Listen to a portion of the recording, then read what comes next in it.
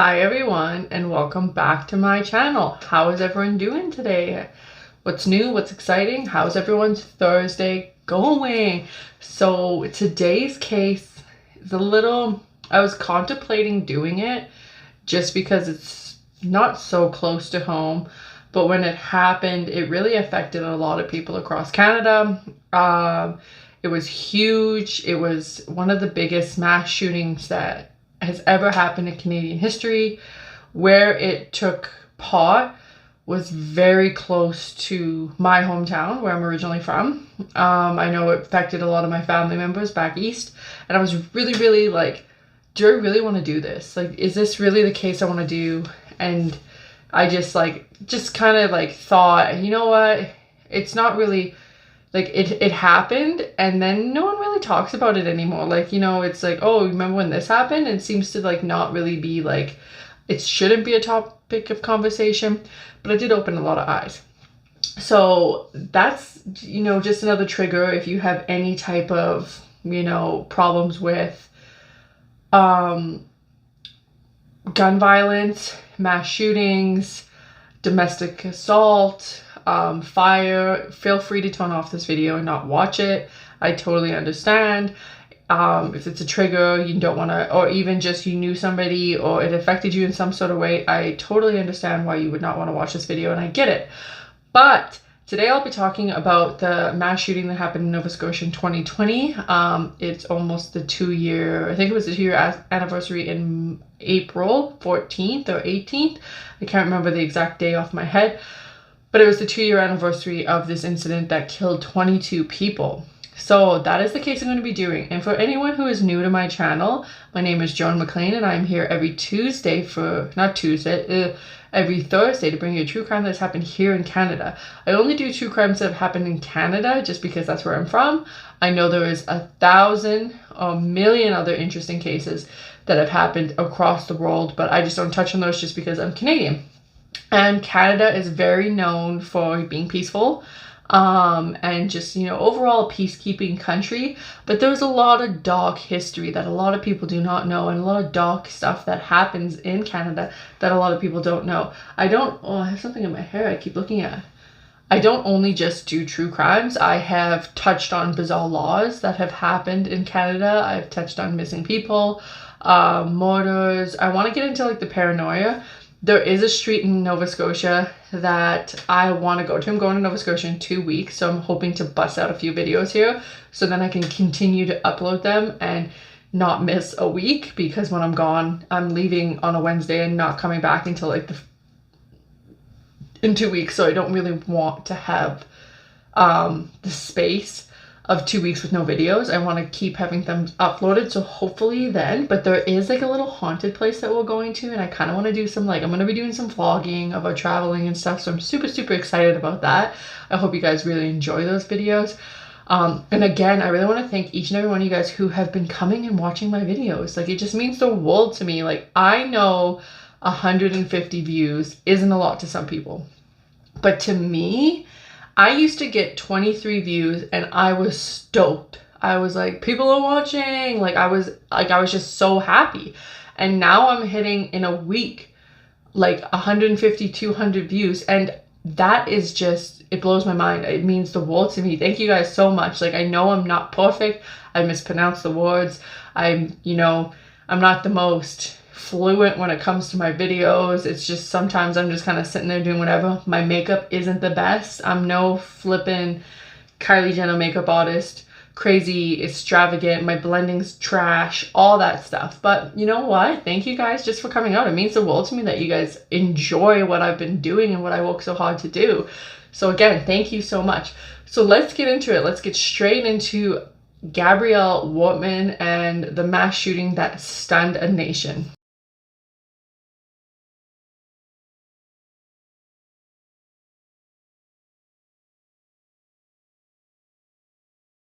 So again, when I do my videos, I'm going to try really hard to show you guys all the products that I'm using on my faces, just in case any of you guys are interested. I have a friend who's from overseas, and she always do videos of her hauls about all the makeup she gets, and I find them so interesting just because I don't get some of those products or brands. I've never heard of them.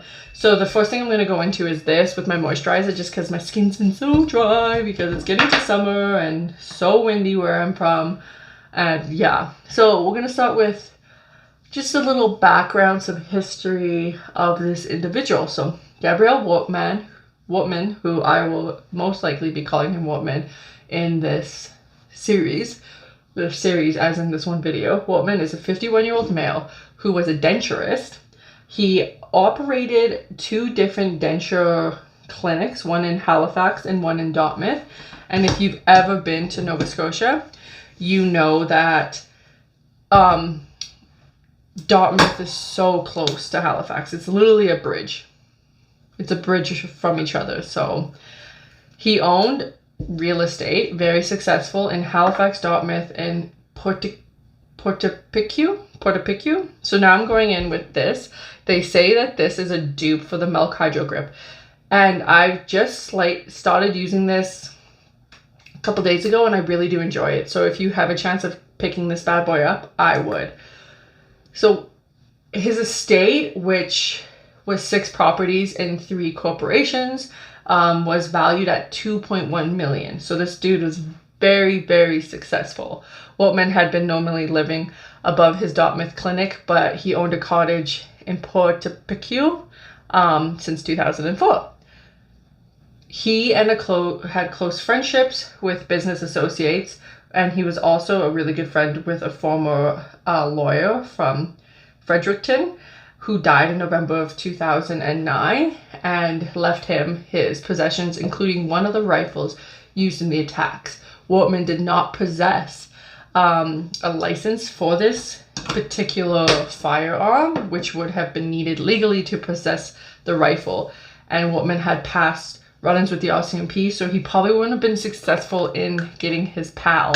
Now I'm going in with, the poreless putty, because baby's got some pores that she needs to cover up. So I like to really get it in there. I find right here, I don't know if everyone has that, but she's Pore City, and kind of in the middle of my forehead.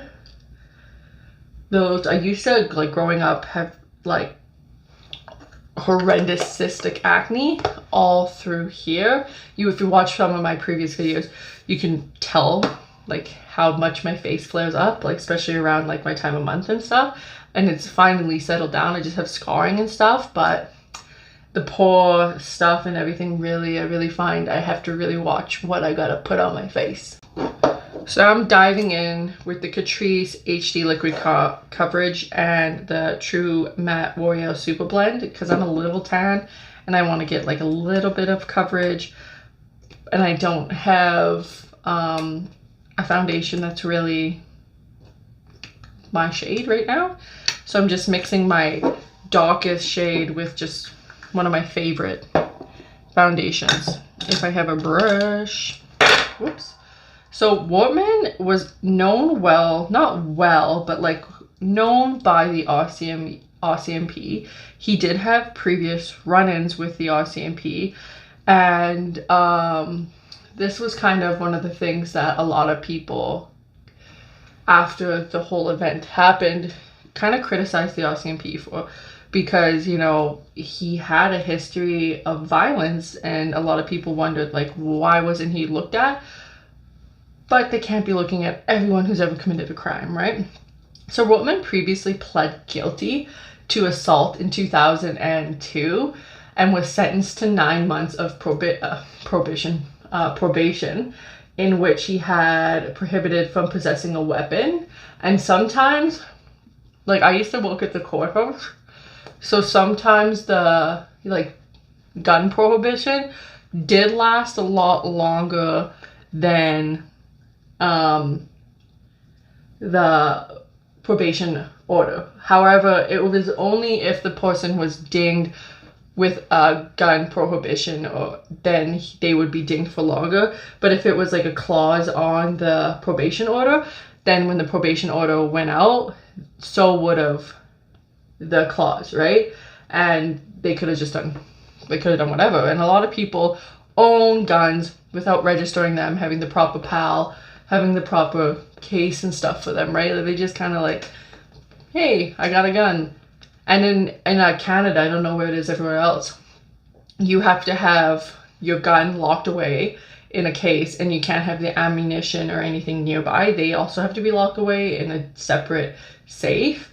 And if you have a rifle, you have to go through all this training and all these courses, and you also are now letting, like, if the RCMP just roll up to your house, they legally allowed to go in and make sure that your handgun is put away safely.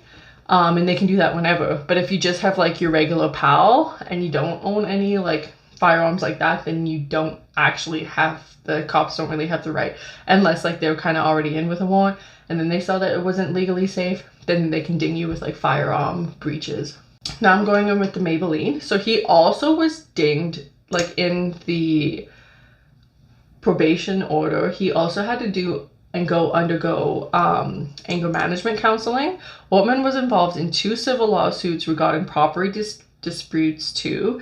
He just seemed like that dude, you know what I mean? Who, like, whatever he did was right. Didn't really matter what anyone else said, because he was a big shot, and kind of like had that old school mentality that, like, you know, women are kind of below him, stuff like that. He just didn't seem like, you know, he just seems like a typical white conservative guy that you see yelling on TikTok. It's like, go back to your own country. Like, I feel like that would be him. So he also had disputes about his properties, according to interviews in the public, in public records. In 2004, he offered to help a friend who was in financial difficulties and was about to lose his house, then directly took ownership of the house, evicted the man, and then sold the property. So the dude was like, here, I'll buy the house and, like, you know, give you some money, and if I buy this place that you own, you can live here. And then actually went back on it and was like, psych, got you. You no longer can live here, and I own the property. So, like, he was just like a sketchy dude, you know, like the dude probably stopped paying rent and stuff just because he's like, oh, my friends got me. He didn't. So that dude's a dick. In 2015, Waltman's uncle lent him a house that he purchased in Portapique while selling his Edmonton condominium. Walt refused to release the property back to him, and claiming it was his own money until his uncle eventually sold it. So even like family, he just didn't give a shit about. This dude was just like ruthless, and like was going to, you know, take whatever he possibly could from anyone. People started to see changes in his behavior too, throughout the years. Witnesses described him as paranoid, manipulative, and controlling. According to his uncle, Waltman and his mother was abused by his father and was into chronic petty thefts, who liked to manipulate the system to avoid paying money, and Waltman may have learned those habits from them. And I get it, you know, people that grow up in very controlling environments and stuff like that tend to pick up those habits. But, you know, there's still like tons of people out there who didn't grow up in, or did grow up in those environments and still come back as very beautiful, like nice people. So this guy just had like small dick energy, if you ask me. He just did not seem like the nicest person in the world, and he clearly proved that he had some issues. So he was abused, he manipulated the system, and a cousin described Waltman as almost a career criminal who did a lot of stuff but never got caught. A neighbor said Waltman was obsessed with his spouse and tended to get jealous about things with her. Residents were suspicious that Waltman was stockpiling gasoline and propane tanks, and they reported him bragging about lime and muriatic acid to dispose of bodies. So people started suspecting, like, this guy needs some help, right? He's not the best dude, you know, he's kind of a bragging person. And I feel like a lot of people know someone like that. Like, I walk with this dude every now and then, and he's a one-upper. You guys know those type of people who always, like, been there, done that, and he's done it better than you. No matter what it is, he's just, you know, oh, I've done that and this is how we do it and you've done it the wrong way. And it's just like, it gets so annoying that I avoid his ass now. I'm just like, I'd rather not walk with you because you're kind of a dick. So neighbors said that Wortman struggled with alcohol use and his business was negatively affected by COVID-19 pandemic, which forced all non-essential denture services in Nova Scotia to close. And Nova Scotia was one of the toughest places to actually operate and get things done if you're a small business owner when the pandemic first started, just because they were so strict with everything. Like they house arrested everyone, locked them all away, was just like, you had no cohorts, you couldn't see anything. Like my family was just like put in their house. And especially if you're a single person, you couldn't really do it. It got to you, right? And if you owned a business and it was your livelihood, a lot of the times there was subsidy for small businesses, but it wasn't enough and it came too late. So a lot of people did struggle. So according to his spouse, Wortman who took her across Nova Scotia in the hours before the attack, had been consumed by the pandemic for weeks and believed he was going to die. He was also fearful that Prime Minister Justin Trudeau would begin controlling money, which promoted him to make hefty bank withdrawals. So he just started getting so paranoid about this thing, about the pandemic, which I think I noticed with so many people that they were like, I've had people I know in my life who were like, the minute the pandemic started, were so against going out, so against seeing anyone, who was like, I'm not going to get COVID. And then all of a sudden was like, the government's going to control us and we have to do all this stuff and I'm not going to follow the government. And it was just like such a twist, right? And like, you can't blame people for being locked in their houses, not knowing when it's going to end, saying like every day we didn't know what was going to happen. Were we going to get locked away? Were restrictions going to be eased off? So I can understand where he was coming from there and how stressful it might have been. But you know, there's other ways to like de-stress. Now I'm going in with the I had my Rare Beauty blush.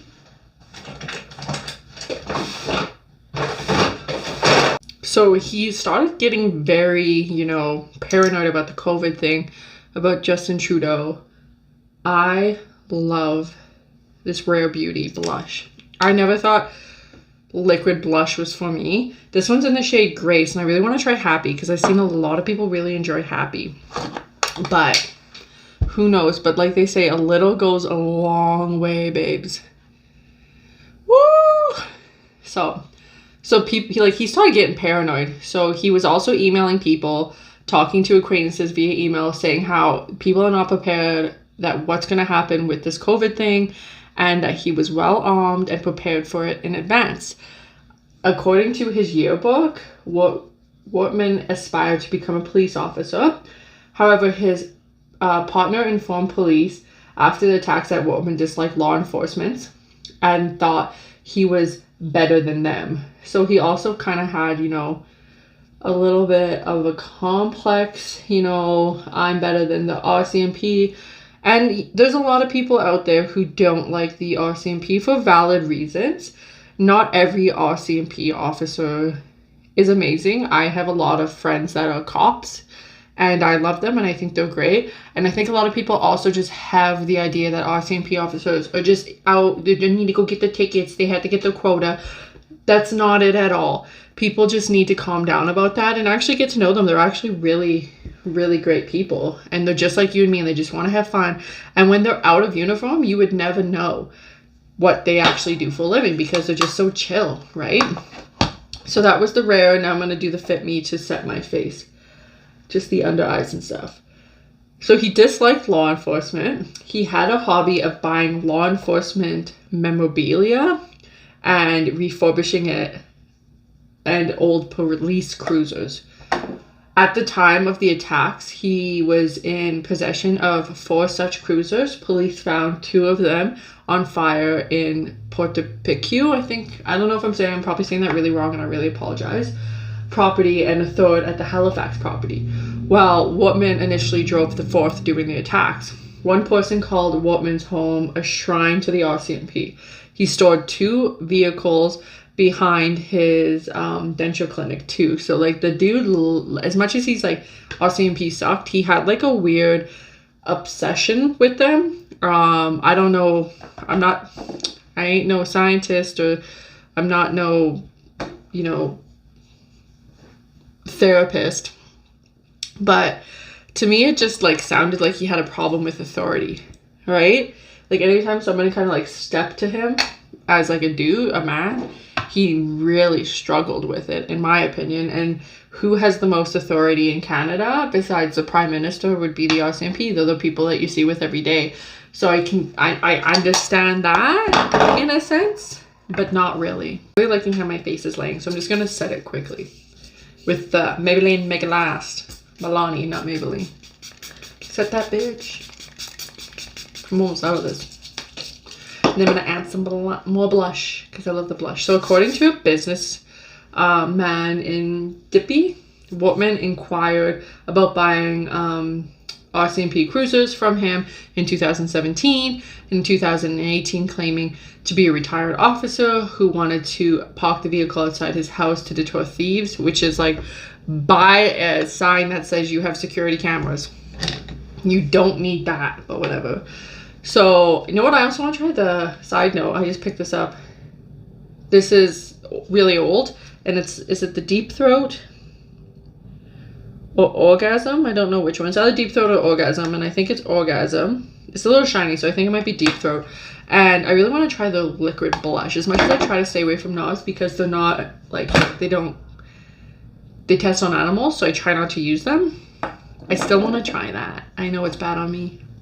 I know it's bad. So he wanted to use this to deter thieves. For price reasons, he didn't buy it. A witness claimed Wortman tried to dress up in a police uniform and role play. So a witness as in, somebody he had intimate relationships with. On at least 4 occasions, police were alerted to the gunman's behavior. In 2001, he reportedly assaulted a 15-year-old boy. Like, this dude was just like off the rails. I'm using the Essence Natural 1 bronzer. I really like this, especially for like really pale skin, and I use it all over my face when I'm tanned because it's not that dark. It just gives you a nice bronzy look, and it just darkens your regular skin up a little bit when you are kind of tanned and you don't have any foundation that matches your skin tone. So on June 10th, Wortman was investigated by the Halifax Regional Police for threatening his parents, but no official action was taken due to the lack of evidence. In May 2011, Truro Police received a tip of from an unnamed source via email about Wortman's stash of guns and his desire to kill cops.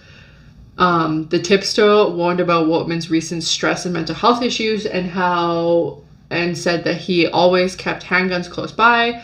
The tip was transferred to the Nova Scotia RCMP for jurisdictional reasons, but was unclear what action was taken by them. The tip was purged from the records, and as it stands, protocol according to the RCMP spokesman. So no one really knows exactly what happened with that whole aspect. So somebody did mention it, and again, RCMP don't just go kick down doors because they hear of a tip. You know what I mean? They can't. So I know a lot of people are like, oh my God, but somebody knew that this could have happened. It could have been prevented. It could have been. However, they can't just go kick down a door and be like, somebody told me, or else everyone would be getting their door kicked in or whatever. Like the minute you just piss someone out, they call the RCMP and be like, this person has this, just in spite.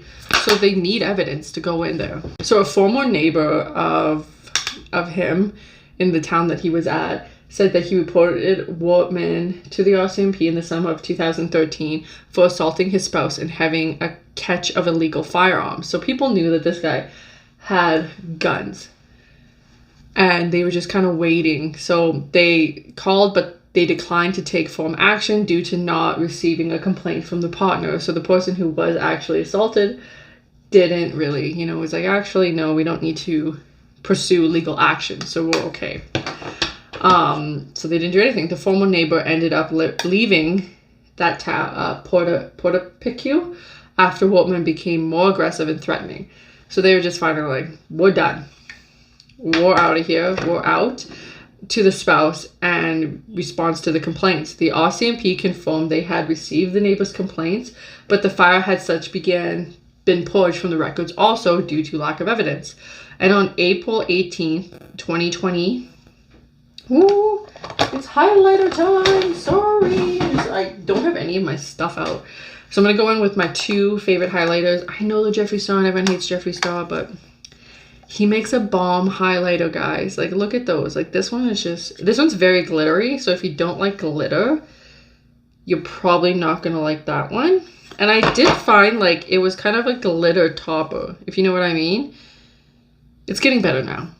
Like a glitter, like it had a nice glitter top, and now that I'm kind of eating away at it, it's just there now. There's like not much pigment, if that makes sense to anyone. So April 18th, 2020, Wortman and his common-law had a domestic dispute in the rural area of the rural beachside community of Port Apicu. I don't know, I'm sorry if I keep saying that wrong. At the time, they were celebrating their anniversary. The couple returned home after arguing the party shortly before 2200. So I don't know what that is. Whereupon Wortman attacked his spouse, handcuffed her. According to a statement provided to the spouse, Wortman attacked her while she was sleeping in bed, fired shots in her direction when she was sleeping, and forced her into the unmarked replica police vehicle that he owned. Locking her inside, he then set the house on fire while she was still present. After loading guns and ammunition into the replica police vehicle, Wortman returned to the party and opened fire, killing 7 people. Meanwhile, the spouse was able to escape from her bonds and ran into the woods nearby to hide. So now I'm going to move into my eyes. My face is beat, and we're going to get into a little bit more of the gruesome story of what happened. And I just looked up while I was trying to figure out what I wanted to do for my eye look, what 22 is, and that is 10. So the beginning of 10 p.m., well, now it's 10:01, a number of Port Apicu residents called 911 to report gunshots in the area, and several fires. Investigating reports by CBC News, the Fifth Estate, explained the timeline of the events and found that the first call from the wife of the victim, the woman was then shot and killed herself, as well while barricading into the bedroom and protecting her 2 sons. Wortman then attempted to set the house on fire, but the 2 sons escaped from the home. I'm going in with the Jaclyn Hill Morphe palette. I have this vision of what I want to do, and I could slay this look, or it's gonna be the worst thing I've ever put on my eyes. So I'm super excited to bring you guys along with it. And that's it. That's my look. Could you imagine? So the sons got out of the home. The 3rd son of the victim said he believes Wortman targeted his father first during the attacks because he owned a rifle too. And Wortman knew this. So I just realized while I was doing my makeup that I didn't press play for the last one. So I put some stuff on my eyes. And I never even actually filmed or record what I said.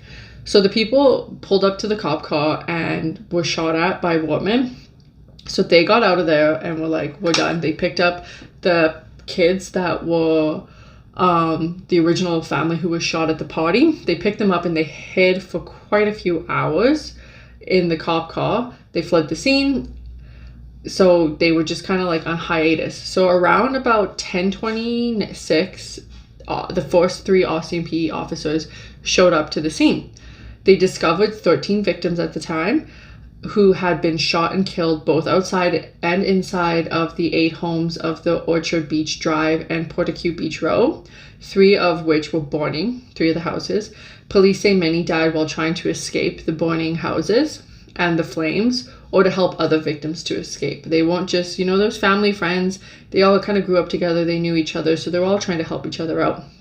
Some of the victims were not discovered until many hours after with the flames and everything.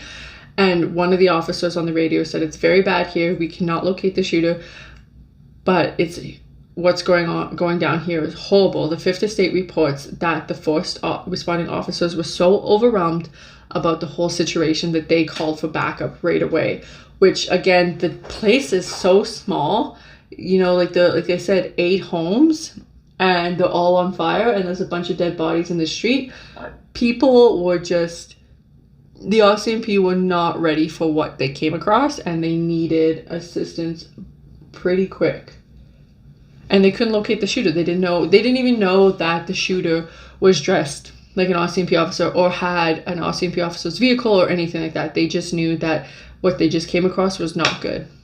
The first responders also found that the neighbors of Wortman were shot at. They said that they had gone towards the beach, which was a dead end. They also informed the officers that Wortman was impersonating an officer because they heard this from people who were around who saw. And this makes it very hard because if somebody's impersonating a police officer, no one's going to want to go towards a police officer for help. Everyone just kind of wants to, you know, avoid the police altogether and not have to deal with them, because you don't know, is it Wortman? Is it actually an RCMP officer in uniform?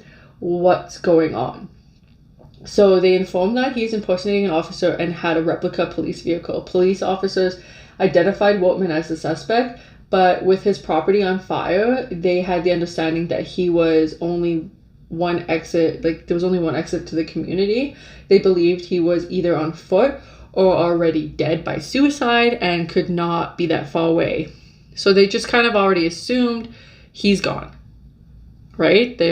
Which is like, people who do these type of mass shootings and stuff usually die by suicide. I've done a few cases about, you know, mass shootings and stuff, and they always either kill themselves or, you know, wait until the cops come and then like get killed, like suicide by cop kind of thing, which is also horrible because police officers have to go through so much therapy and training and help after they do that, which is because they killed someone technically, even though whatever, it's suicide and they wanted to go, they still put other people's, and they killed a bunch of people. So there's just no justice. So at 10, not 10, I can't do math, at 12:20, at 12:32, geez, the RCMP posted a tweet saying that they're dealing with a firearm complaint and asked residents of the Portaque area to stay inside with their doors locked as officers set up search perimeters of 2 kilometers. Overnight, there was still confusion on whether Wortman had been apprehended, if he was the driver of the apparent police car. At the time, the RCMP were unable to use a helicopter to assist the manhunt because there was only Atlantic-based helicopters, and they were unable to due to the route maintenance. So they couldn't even get a helicopter to come. So they're like, this is on foot. He's clearly not there anymore just because of the exit. There's only one exit, like they said, and he wasn't there. So they don't know where he is, what's going on, and all that. I'm gonna blend. So over time, the RCMP later determined that Wortman had left Portaque at around 12:45, 19 minutes after police first responded, by driving through a dirt road along the blueberry field, which officers did not know about and therefore did not block it off. After escaping, he spent the night parked behind a welding shop in the Debord area, about 26 kilometers east of the original location. There he hid behind police equipment and gun-related items in a ditch on the property of the residents he knew. At some point after, the RCMP emergency response team responded to the Portapique.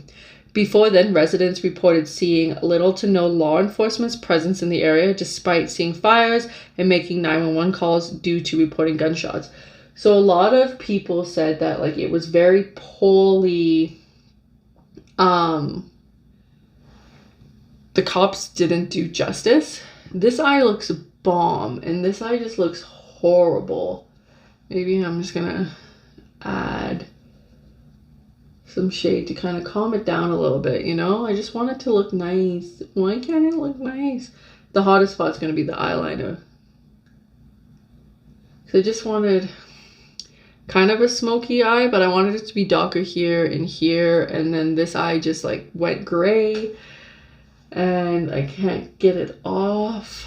Maybe if I'm gonna try something here. That made it worse. Now I have to add a little bit more black to this eye just to make it worse. At 1, the RCMP had agencies across Nova Scotia identifying Wortman as a suspect who was armed and dangerous, and associated with an old white police car. Many people knew about the gunman's fully marked replica vehicle cruiser before he used it in the Nova Scotia mass shooting. He didn't report to police based on various lies he had told about where he had the vehicle and whether it was legal. So new documents did release by the commissions leading the public inquiry on April 18th and 19th. The shooting rampage details how the gunman, Gabriel Wortman, created the replica cruiser, gathering other police paraphernalia like uniforms and equipment, and who knew about them. The records show he spun tales to neighbors, friends, strangers, and patients at his clinics about how he would use the replica vehicles as a show car to honor fallen officers, as a prop in movies he was making about the apocalypse, and that he was a retired officer who wanted to scare off burglars who might break into his cottages. So he had all these crazy stories. He also had spoken directly to some RCMP provincial headquarters in 2019 about the replica cruiser, according to one person interviewed by the commissioner, but apparently told such vehicles were illegal, so he shouldn't have him. So I'm going to do the Miss Sorrel. I don't know why I can't speak today. You dip it in your color or whatever, and it gets a really cute liner. I'm going to try that again.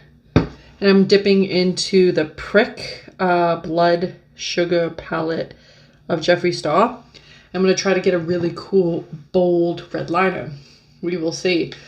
So at 5:43, Wortman left Deeport and drove north on Highway 4 to a house whose residence he knew, located on Hunter Road in Wentworth, approximately 37 kilometers north of where he originally started the fires. He arrived at around 6:30 and shortly thereafter killed the 2 occupants and their 2 dogs, which is like, you know, they're a monster when they kill the dogs. I don't know what it is, but the minute people kill innocent animals who had nothing to do with anything and are just there, you are fucked, in my opinion. And killing people are horrible too, but I think most of us can agree that once you direct your energy to a pet, a helpless pet, you are a monster. It's coming along. Let's dip it. So he killed the 2 people's pets and themselves went. Wortman then remained at the house for about 3 hours. What he did during that time was unclear. No one really knows what he did. He was just kind of, probably watching the news, seeing what's going on, seeing if people really knew what his intentions were. Like, a lot of people were still kind of like, we heard about the shooting, but not a lot of people really knew exactly what the shooting was about. This is the hard part.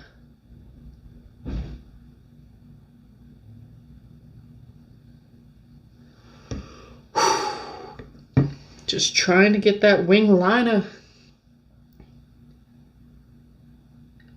and really make it pop.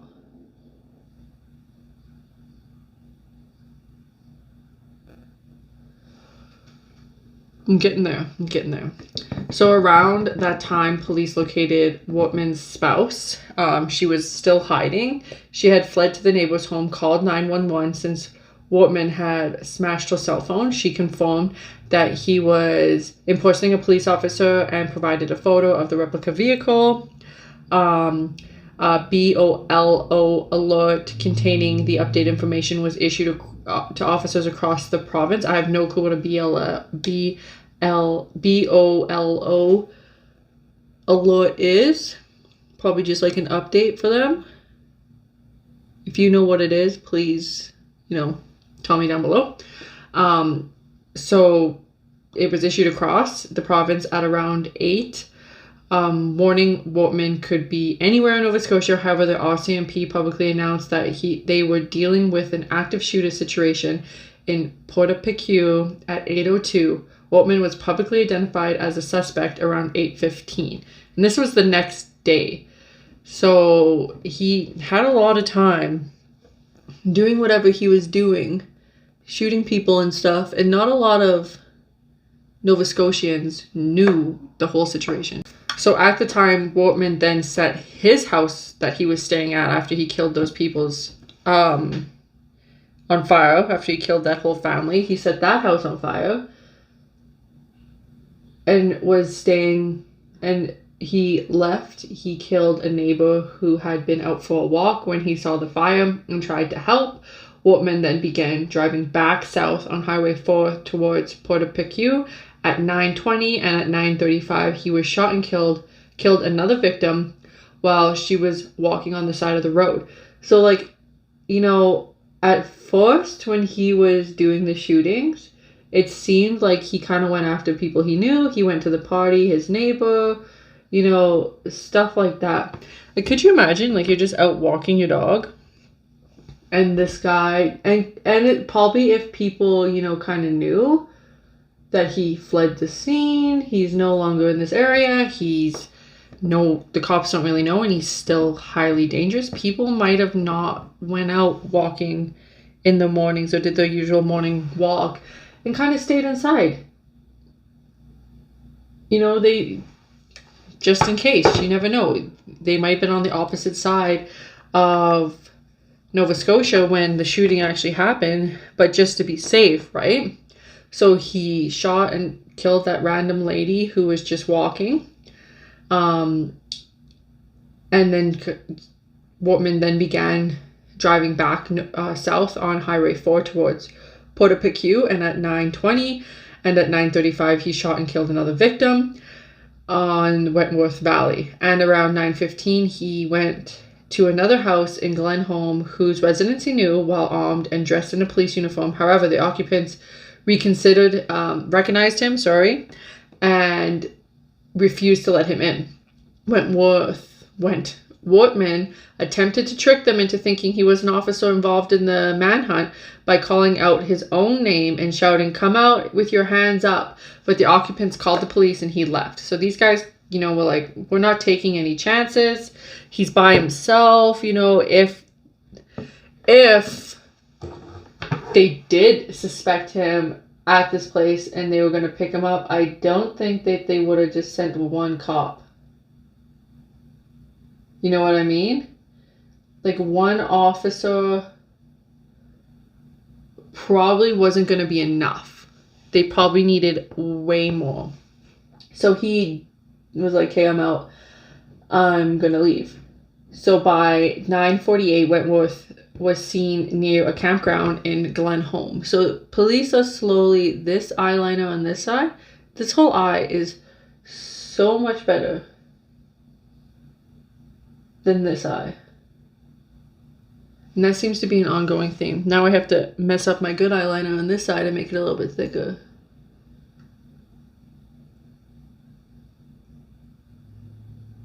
I wanted like a really outrageous cat eye kind of thing, but I don't really know how well this trick works. I find it gets like, maybe if I just, there we go, really get it, dip it in there and kind of use it as paint. Whoa. Gonna make or break it. I just really want it to be very pigmented, you know what I mean? just so you guys can really see, you know, the look I'm kind of going for. So before 10 in Depot, Wortman performed 2 traffic stops on random cars a few hundred meters apart and killed their occupants. So he is literally going just going crazy. And it's hard because, again, people don't know, is it a cop? Is it not a cop? What is going on here? No one knows. No one knows exactly who's who. So he killed those occupants. He was seen at about 10:08 traveling to Depot and Onslow, and in a tweet posted at 10:17, the RCMP forewarned the public that Wortman was impersonating a police officer and shared the photos of the vehicle. Wortman was captured on surveillance video passing through Truro at around 10:20 and then Millbrooks First Nations at 10:25, where he briefly stopped in a parking lot to exchange his jacket with a reflecting vest. Because, you know, like, he's got all this stuff that the RCMP has. He's trying to really, really look exactly like an RCMP.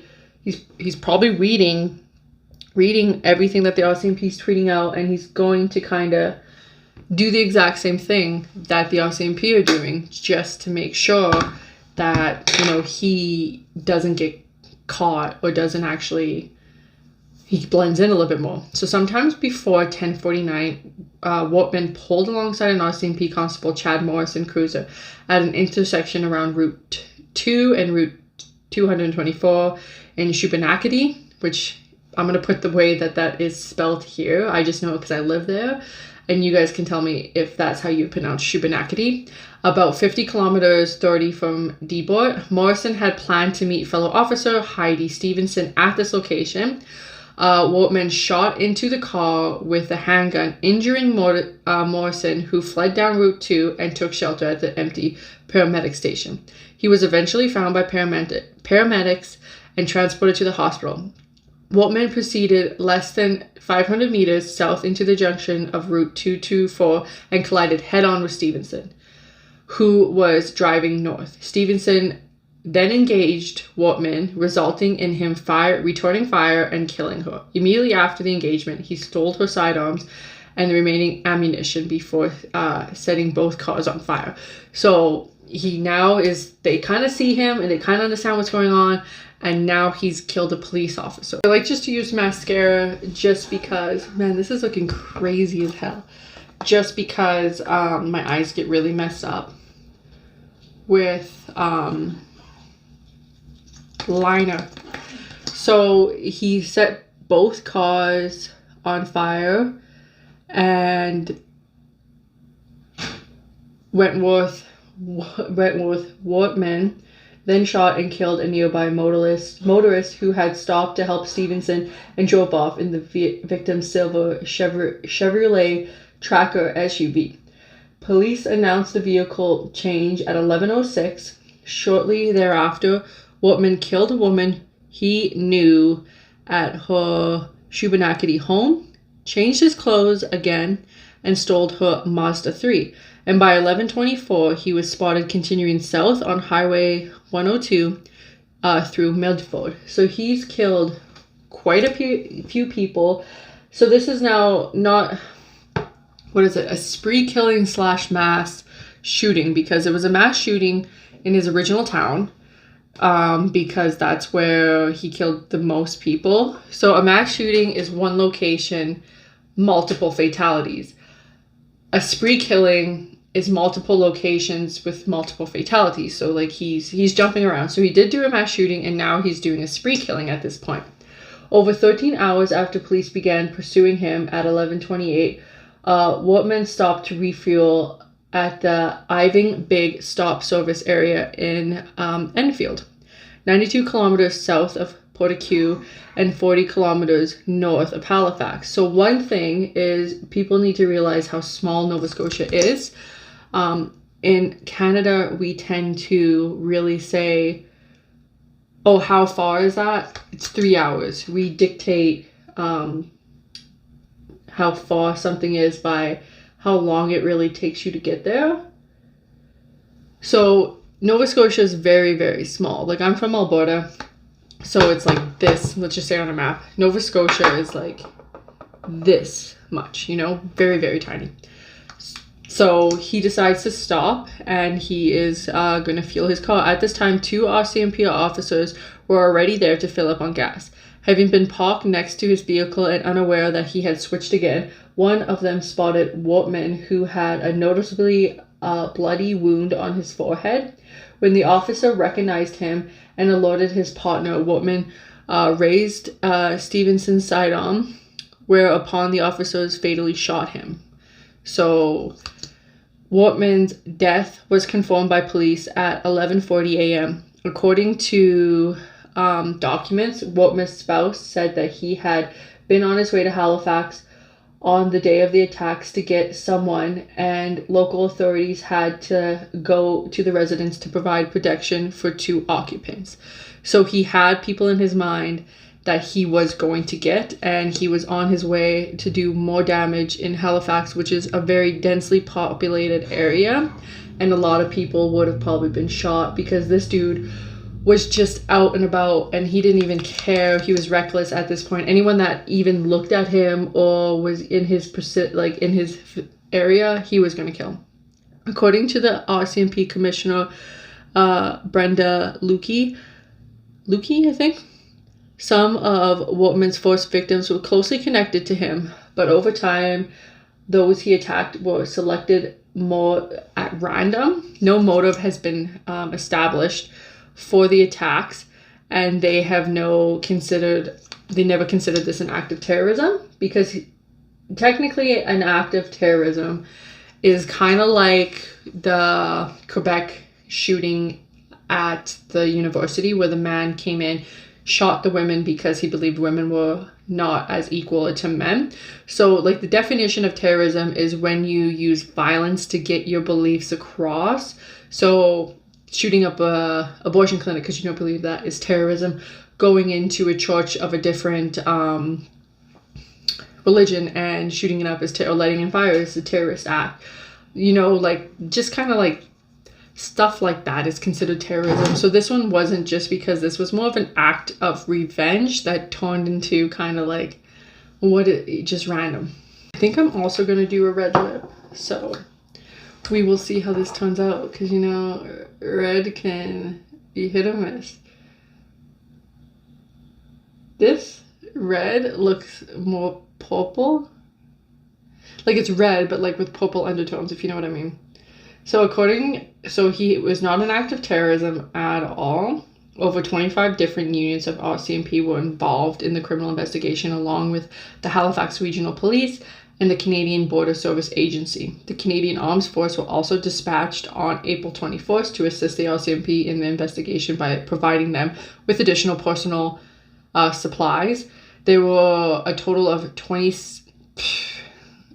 16 crime scenes, including 5 structure fires spread over a distance of at least 50 kilometers, along with 500 identified witnesses.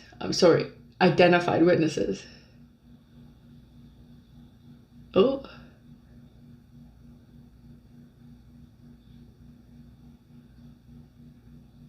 So this is the NARS like lip crayon that you get for like your birthdays or whatever the hell it is. It's Sephora. And I'm just filling in my lips. And that's it. That just came. And I was going to go in with this. But again, remember I said it was chalky? And it kind of... No. So that was, that one. And I'm going with Dose of Color. And this is beautiful red. I love it. I love red lipstick.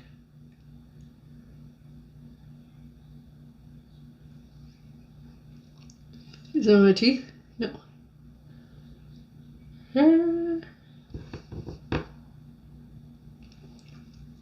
The man from whom Wentworth had previously considered buying a police car said that he was warned by police during the incident that he was considered a possible target. However, Wortman never attacked him during the rampage.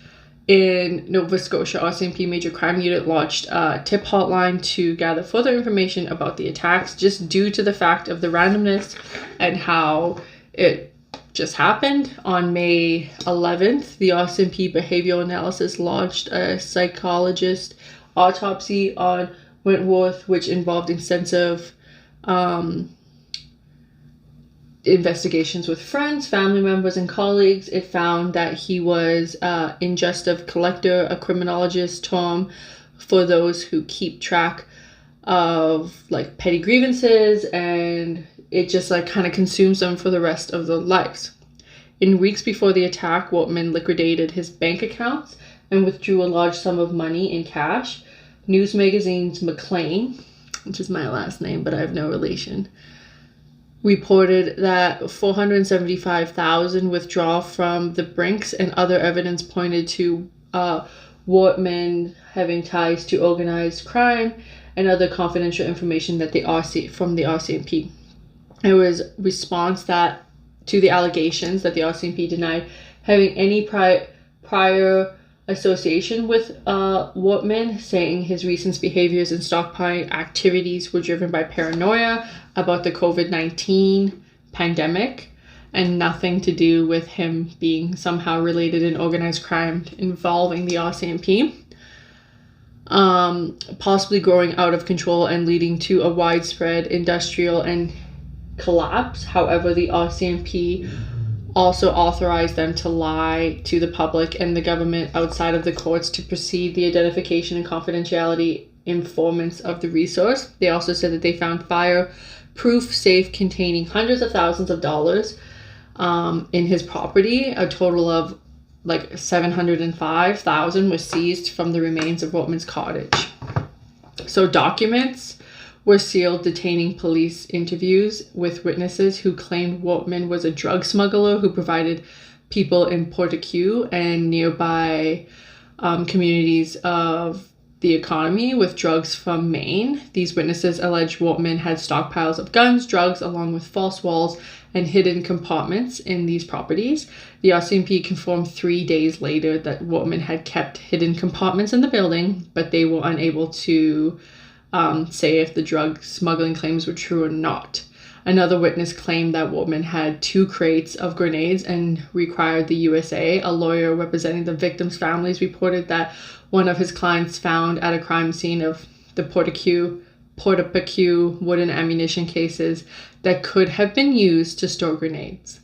Additional witnesses told police that Wortman and the associates intended to travel to the US and smuggle cigarettes, alcohol, and other illegal items from there using sailboats owned by associates.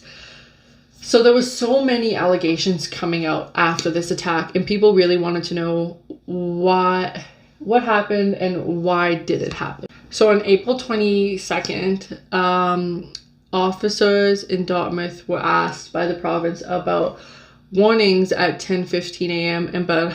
and they did not agree on details like warding before Wortman died 71 minutes later. The United States consulted in Halifax said the emails of U.S. citizens in Nova Scotia warning them of the situation using the RCMP information. The families of the victim, as well as the residents of the Portaque, strongly commend the RCMP response to the attack, as well as the transparency to the criminal investigation. Television programs, The Fifth Estate, and online newspapers analyzed the timeline of the events and both observe of the failures of the shortcomings of the RCMP response. So one of the biggest ones was that he, like I said earlier, people were just out willy-nilly walking around doing all kinds of stuff without actually knowing what was going on. They knew that there was something going on, but they didn't know the exact details. Relatives of the victims filed lawsuits against Wortman's estates for damages caused by the rampage. Another lawsuit was filed by victims' families, agents in the RCMP in the Nova Scotia. Citizens that formed disputing the manners to the victims and the families, and that its handling of the attack both during and after the events. In June, Wortman's partner re-announced her status as the executive and eventually filed her own lawsuit against his estate. on August 13th, and in February 2021, a lawsuit filed by the victims' families added the names of Woolman's parents, her brother, and her brother-in-law. So I will be back with my final thoughts. So my final thoughts about this case is it's a very tough case. This is my final look with a ringed lino. A little red, a little, she's red and a little bit of fire. So my final thoughts is it was a very troubling case. People died that shouldn't have died. He went from a reason to just killing random people in the streets, and to this day there won't be a known reason why he did it. Everything's under lock and key. You can't really, like, you can get a lot of stuff about this case, but there's so many things left, like why he did it, the drug, is he actually doing drugs, did he have drugs, did he have links to everything else? Like, he had a lot of estates, I get that, so he did have a lot of money, which I totally understand, but there were so many other factors that people thought. I do think the RCMP should have probably alerted the whole province a little bit earlier about this incident instead of just kind of leaving it and hoping, what is that? Oh, there it is. I just keep looking at it, about it, and maybe more people would live, because he killed 22 individuals and like just random people. Like, he kills an RCMP officer. It was horrible. And then they just randomly caught him at a gas station, right? Like, I know it's a very small province and there wasn't that many police officers, but still, I think they could have probably done a little bit more just to kind of keep people safe in the area. I want to know what you guys think, and if you guys do believe too that maybe they could have done a little bit more and they could have been out there and just kind of helping. And let me know what you guys think about the look. And do you guys think that maybe he was into other stuff and something just snapped, or was it just the pressure of COVID that got to him? I really want to know you guys' thoughts, so leave it down below. Again, I want to thank each and every one of you guys who come out and watch my videos. It means the world to me. It's just awesome. I know I've been getting more people and I just love it. Thank you for the comments and just giving me tips and stuff about my future. I'm hoping to maybe get some more lights and maybe a backdrop so I can just like amp it up a little bit. Again, thank you again. My socials will be here, and make sure you click that like and subscribe button. Share this video. I'm trying to get to 200 subscribers. I know it's not much, but it's a lot for me. So please, please, please like and subscribe. Share this video. Give it a comment and click that little bell down below, because it will give you a notification every time I post. Again, I want to thank you guys for coming to my channel. My name is MacLean, and I'll see you guys next Thursday. Bye.